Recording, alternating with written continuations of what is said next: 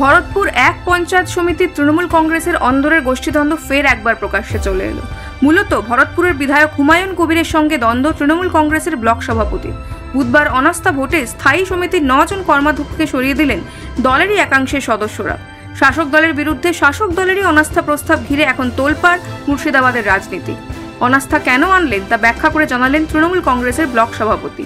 যিনি বর্তমানে বিধায়ক আছেন তিনিও কিন্তু তখন বলেছিলেন যে ভোট অনৈতিক একটা ভোট।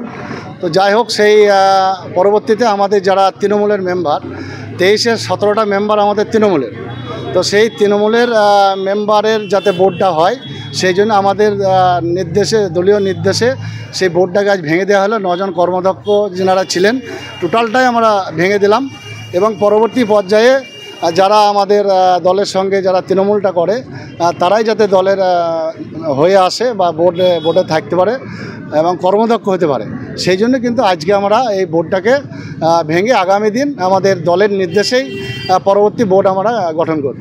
কংগ্রেস সেজে মানে তৃণমূল সেজে কংগ্রেসের যাতে সুবিধা হয়, 2026-এর যে আমাদের বিধানসভা নির্বাচন, সেই নির্বাচনের কংগ্রেস যাতে বেনিফিট না পায়, আমরা সেই জন্য কিন্তু দলীয়ভাবে পদক্ষেপটা নিয়েছি। সকলকে নিয়ে আমাদের টোটাল পঞ্চায়েত সমিতির মেম্বার তাদের সঙ্গে আলোচনা সাপেক্ষে এই সিদ্ধান্তটা আমরা নিয়েছি। পঞ্চায়েত সমিতির 36 জন সদস্যের মধ্যে 28 জন সদস্য অনাস্থা ভোটে উপস্থিত ছিলেন। তাদের মধ্যে সংখ্যাগরিষ্ঠ ভোটেই পাশ হয় অনাস্থা প্রস্তাব।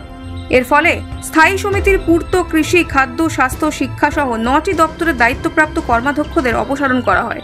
এই 9 জনের মধ্যে 4 জন আবার ভরতপুরের তৃণমূল বিধায়ক হুমায়ুন কবিরের ঘনিষ্ঠ বলেই পরিচিত। এই অনাস্থার উদ্দেশ্য হুমায়ুন অনুগামীদের সরিয়ে দিয়ে ব্লক সভাপতি ঘনিষ্ঠদের বসানো, বললেন তৃণমূল বিধায়কের অনুগামী পূর্ত কর্মাধ্যক্ষ আলী মোহাম্মদ খান। প্রথম এবং প্রাথমিক কারণ এটাই, যেটা কিনা আজকে রাজ্য পর্যন্ত সবাই জানে, সেটা আমাদের নেত্রী মমতা বন্দ্যোপাধ্যায় তথা অভিষেক বন্দ্যোপাধ্যায় সবাই সেটা জানেন। এবং এই নিয়ে ধরুন তুমুল একটা বিতর্ক কিন্তু ব্লক সভাপতি বলুন বা এমএলএ সঙ্গে সেটা কিন্তু চলছেই। সেটা সংবাদ মাধ্যমে বলুন, চ্যানেলের মাধ্যমে আমরা কিন্তু দেখতে পাচ্ছি, সাধারণ মানুষও দেখতে পাচ্ছে। তো সেটা তো একটা মুখ্য কারণ।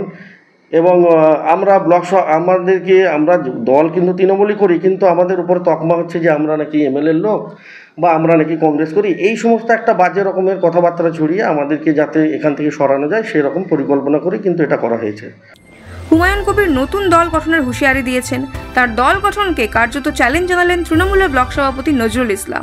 আজকে আমাদের মমতা বন্দ্যোপাধ্যায়ের ছবি পেছনে রেখেই কিন্তু আমরা সকলে ভোটে লড়াই করি। আজ তৃণমূলের যে লোগোটা আছে সেটা সরিয়ে দেওয়ার পরে সে কে কত বড় নেতা তখন আগামী দিন নতুন দল করে দেখাবে, সেটা আমরা দেখে নেব।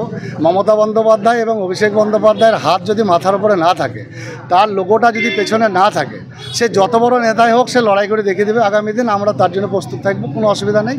অনাস্থা প্রস্তাব বিডিওর কাছে আনা হয়। অনাস্থা প্রস্তাবে কতজন সদস্য উপস্থিত ছিলেন, অনাস্থা প্রস্তাবের পক্ষেই বা কতজন ভোট দিয়েছেন তা জানালেন ভরতপুর 1 ব্লকের BDO.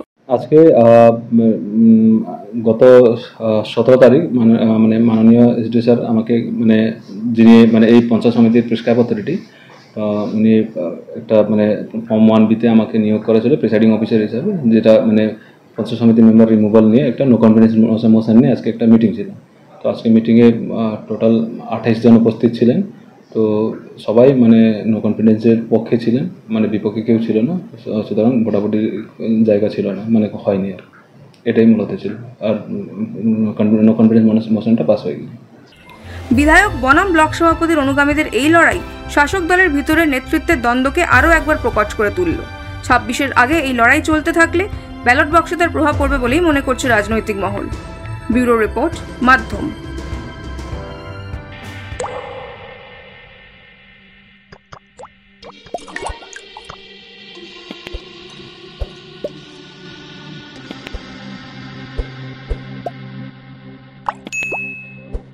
Goa's transformation is more than just development.